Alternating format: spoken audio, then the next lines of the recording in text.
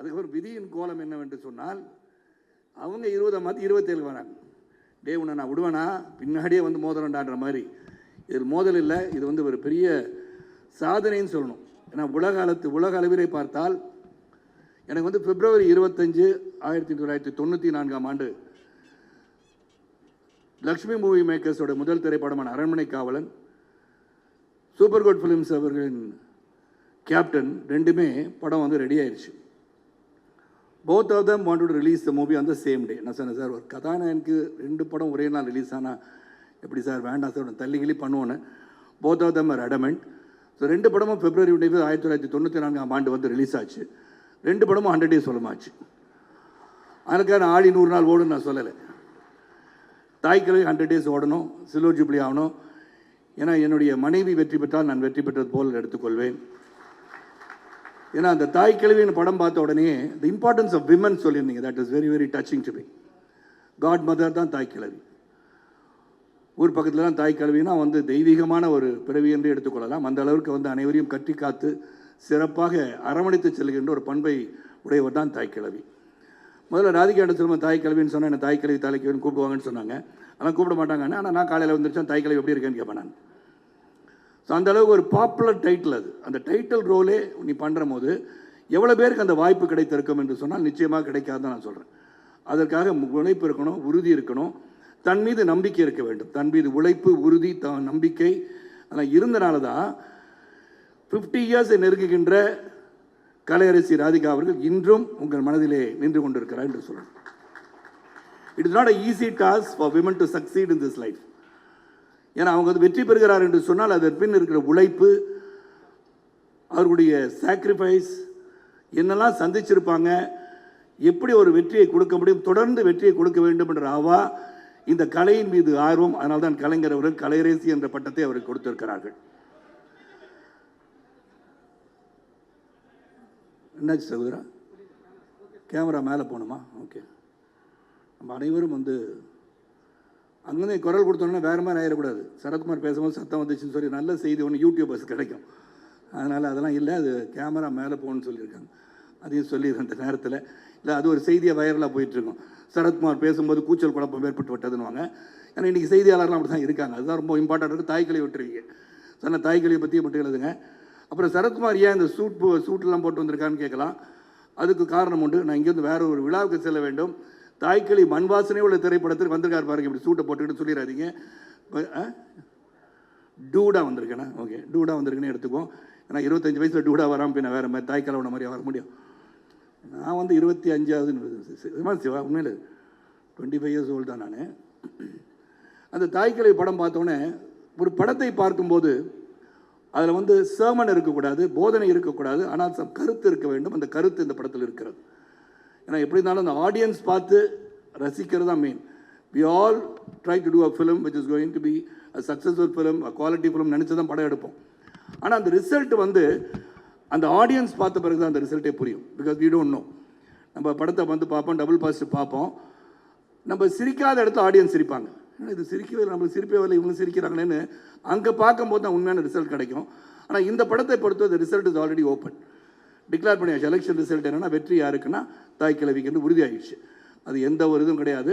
ஆனால் ஆப்போசிட் டெபாசிட்டும் இழக்க மாட்டேன். என் படம் நல்லா தான் இருக்கும். ஆழி படம். இதில் அந்த படத்தை பற்றி சொல்லிட்டு நான் விடைபெறுகின்றேன். ஏன்னா ஒரு படத்தை பார்க்கும்போது அது ஹைலி இமோஷனல் படமாக இருக்கும்.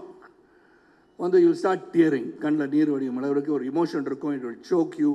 அதெல்லாம் இருந்துச்சு. இந்த படத்தை பார்க்கும்போது சிரிச்சுட்டு இருக்கும்போதே கண்ணில் தண்ணி வந்துருச்சு, அழுகும்போது கண்ணில் தண்ணி வந்துருச்சு. ஸோ 2 இமோஷன்களுக்கும் you are going to tear in your eye. Sivakumar இயக்குனர். ஏன்னா இங்கே எல்லாமே எஸ்ல ஆரம்பிச்சு எஸ்கே எஸ்கே எஸ்கே. நீங்கள் ஒரு எஸ்கே, நான் சரத்குமார் எஸ்கே, சிவகுமார் ஒரு எஸ்கே, இதெல்லாம் இருக்கனால டைரக்டர் அவர்கள் ரொம்ப நுணுக்கமாக the narrative of the script, the way it is been done, the way it is been narrated, அதை விட முக்கியம் ஒவ்வொரு சீன்லேயும் இங்கே அமர்ந்திருக்கின்ற ஒவ்வொருவரும், அருள், அப்புறம் வந்து முத்துக்குமார், கணேஷ், சட்டையெல்லாம் கிழிச்சிட்டு கடைசி சீனில் சட்டையெல்லாம் கிழிச்சிட்டு பிரமாதமாக நடித்த இளவரசன், இந்த மாதிரி பலரும் நடிச்சிருக்கீங்க. அப்புறம் வந்து ரேச்சல் அண்ட் எல்லாம் இருக்கீங்க. அவங்க சிங்கம்புலி ரொம்ப பிரமாதம் நடிச்சிருக்கீங்க. கமல்ஹாசனுடைய ரசிகராக ரொம்ப சிறப்பாக நடிச்சிருக்கீங்க சிங்கம்புலி. ஆனால் நீங்கள் என்னோடய ரசிகன்னு சொன்னீங்க என் காலத்தில். இப்போ மாறிட்டீங்க, பரவாயில்ல இருக்கட்டும், அதை பற்றி தப்பு கிடையாது. இன்னொரு கலைஞரை ரசிகர் என்று சொன்னால் நம்ம பாராட்ட தான் வேண்டும், இல்லை என்று சொல்ல முடியாது. இருந்தாலும் ரொம்ப சிறந்த ஒரு படம். அண்டு சிவா வந்து டைரக்ட் பண்ணியிருக்காருன்னு சொன்னால் ஃபர்ஸ்ட் ஃபிலிமாக தெரியல. How I felt with Vignesh Raja in Por Thozhil. Very interesting film. இந்த படத்தை வந்து நீங்கள் பார்த்து வெற்றி படமாக உருவாக்க வேண்டும், வெற்றி படமாக கொண்டு சேர்க்க வேண்டும். இதில் விமன் எம்பவர்மெண்ட் பற்றி சொல்லியிருக்காங்க, அதான் முக்கியம். ஒரு பெண் தனியாக வாழும்போது சந்திக்கின்ற சோதனையும் வேதனையும் எப்படி தாங்கிக் கொண்டு ஒரு சிறப்பாக வெற்றி பெற வேண்டும் என்று எண்ணுகிறாள் என்பதை சிறப்பாக சொல்லியிருக்க படம் தான் தாய் கிழவி. அது கிளைமேக்ஸில் வந்து ஒரு விஷயத்தை சொல்கிறாங்க, அதில் how a woman should be. இதில் வந்து இங்கே ட்ரெய்லர்லாம் பார்த்துட்டீங்க, நான் டீசரும் பார்த்துருப்பீங்க. அதாவது சொத்து என்று இருக்கும்போது அதை கடைசி வரைக்கும் வச்சிருக்கா, எங்கே வச்சிருக்கான்னு தேடிட்டு இருக்க மாதிரி தான் எல்லாருக்கும் புரிஞ்சிருக்கும் படம். ஏன்னா என்னோட spoiler telling about the movie.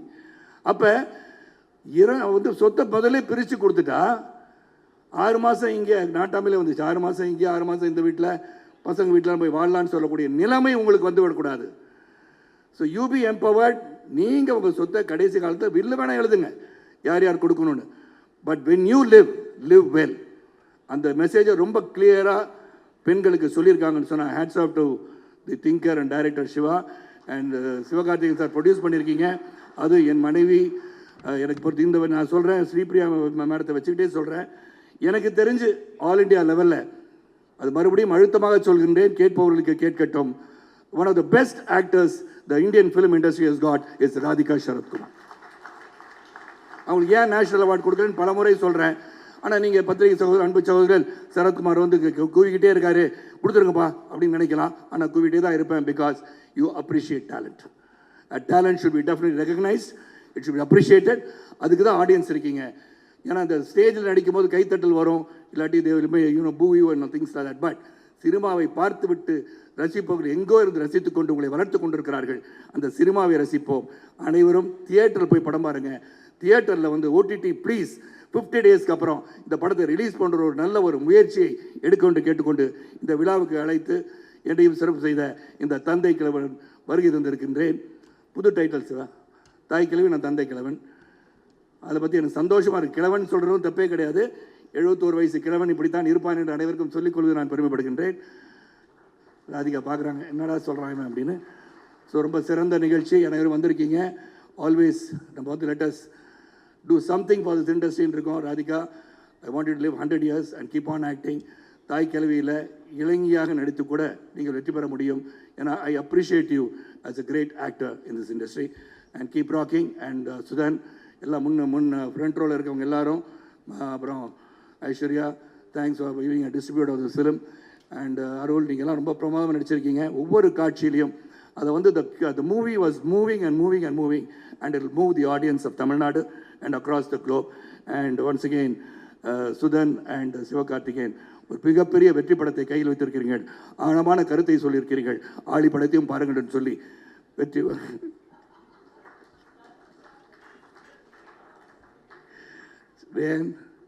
சொல்லணும்லம்மா, என் படம் ரிலீஸ் ஆகுது. ஆழி படத்தையும் நீங்கள் பார்க்க வேண்டும் என்று சொல்லி உங்கள் அனைவருக்கும் மீண்டும் ஒரு முறை நன்றி கூறி விடைபெறுகின்றேன். பாதியிலே சரத்குமார் போயிட்டாரு, திடீர்னு வந்தார், போனார், கோச்சிட்டு போயிட்டாரு அப்படிலாம் கூட செய்தி போடுங்க, நல்லா தான் இருக்கும். ஆனால் நான் கோச்சிட்டு போல, சந்தோஷமாக அமைதியாக நிம்மதியாக இந்த படம் மிகப்பெரிய வெற்றி அடைய வேண்டும். காரணம், பெண்களை உயர்த்தி பிடித்திருக்கின்ற படம். Progressive film, progressive thought I been very clearly told this film. நன்றி, வணக்கம். எல்லாருக்கும் வணக்கம். எப்படி இருக்கீங்கன்னு கேட்க தோணுது, ஆனால் பார்க்குற சூழலை பார்த்தா கேட்க தோணலை. அதனால் எல்லாருமே ரொம்ப நல்லா இருப்போம்னு நம்புகிறேன். இங்கே வந்திருக்க விவிஐபி எல்லாருக்கும் வணக்கம். வணக்கம் மேம். சாரி, உங்களை நான் சரியாக கவனிக்காமல் போயிட்டேன். ரொம்ப மகிழ்ச்சியாக இருக்குது. இங்கே படம் பார்த்துட்டு நிறையா பேர் பேசினாங்க. நானும் படம் பார்த்தேன். அவங்களோட ஒரு 2 மாதத்துக்கு முன்னாடி பார்த்தேன். எனக்கு ரொம்ப பிடிச்சிருந்துச்சு, ரொம்ப நெருக்கமாகவும் இருந்துச்சு.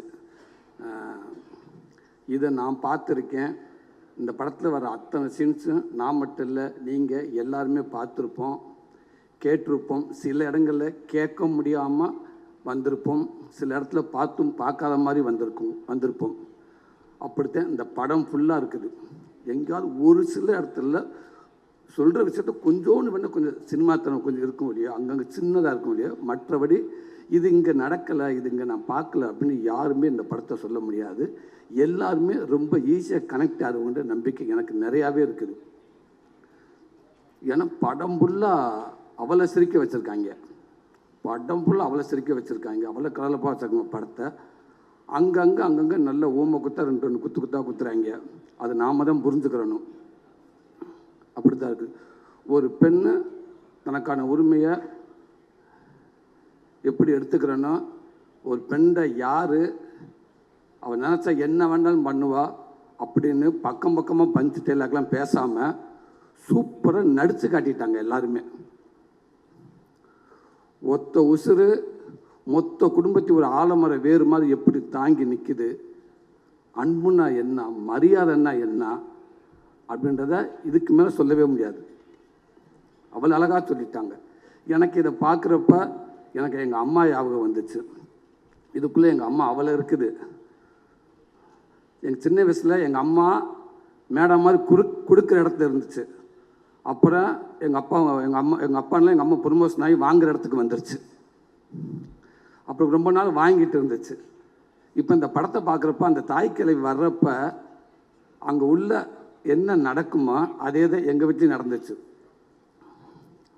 டக்குன்னு அங்கேருந்து எங்கள் அம்மா சொல்லுவாங்க, பக்கத்து வீட்டில் அத்தை வீட்டில் போய் சாம்பார் வாங்கிட்டு வரான்னு சொல்லுவாங்க.